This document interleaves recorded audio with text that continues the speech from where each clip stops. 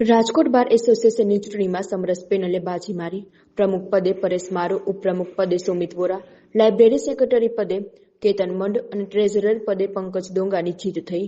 જ્યારે સેક્રેટરી પદે સંદીપ વેકરિયા અને જોઈન્ટ સેક્રેટરી પદે જીતેન્દ્ર પારેખ ચૂંટાયા. સૌરાષ્ટ્રની સૌથી મોટા ગણાતા રાજકોટ બાર એસોસિએશનની ચૂંટણીમાં 6 હોદ્દેદારો અને 10 કારોબારી સભ્યો નક્કી કરવા માટે ત્રિપાખીયો જંગ જામ્યો હતો.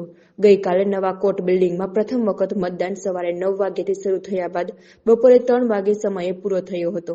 ત્યારે 3699 માંથી 2122 મત પડતા 57.36% મતદાન થયું હતું.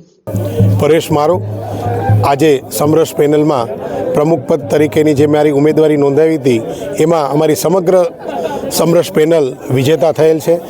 એ બદલ હું રાજકોટ બાર એસોસિએશનના તમામ સિનિયર અને જુનિયર એડવોકેટ ભાઈઓ અને બહેનોનો ખૂબ ખૂબ હૃદયપૂર્વક અમારી સમગ્ર ટીમ વતી આભાર માનું છું.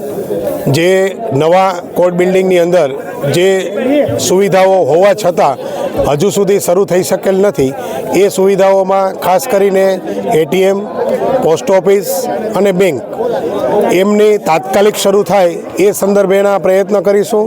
સાથે સાથે સ્ટેમ્પ વેન્ડરથી માંડી ટાઈપરાઇટરથી માંડી એ લોકોને કોર્ટ પ્રિમાઇસીસની અંદર અલાયદી સુવિધા મળે એ માટેના પણ અમે પ્રયાસ કરીશું.